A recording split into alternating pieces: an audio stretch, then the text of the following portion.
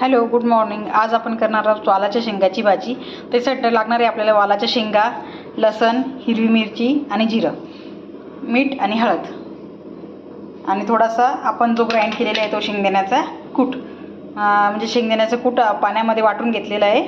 तर आपण करणार आहोत आज वालाच्या शेंगाची रश्श्याची भाजी. हे बघा, वालाच्या शेंगाच्या भाजीसाठी वालाच्या शेंगा निवडून घेतलेल्या, शेंगदाण्याचा कूट बारीक पाणी टाकून बारीक केलेला, त्याच्यानंतर हळद, त्याच्यानंतर मीठ आणि त्यानंतर जिरं. तर सर्वात प्रथम आपण टाकणार आहोत कढईत तेल.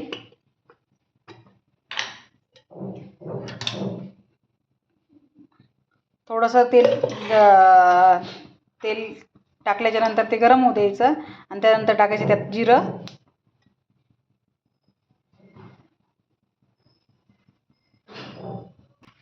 आता आपलं तेल तापलेलं आहे. आपण टाकणार आहोत त्याच्यात जिरं टाकल्याच्या नंतर आपण टाकणार आहोत ठेचा, म्हणजे हिरवी मिरची आणि लसण ग्राइंड केलेला.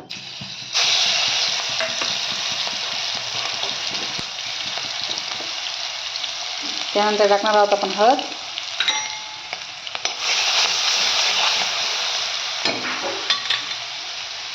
त्यानंतर टाकणार आहोत आपण वालाच्या शेंगा.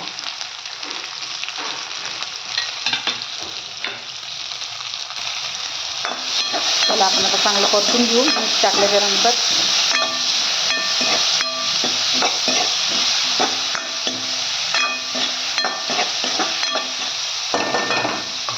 त्याला चांगलं वाफू द्यायचं.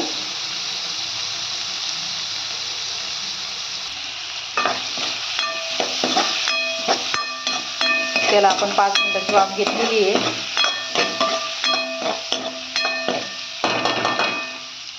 त्यामध्ये टाकणार आहोत आपण शेंगदाण्याचं पाणी. ही बघा, आपली झालेली छान अशी रश्श्याची भाजी तयार, वालाच्या शेंगाची.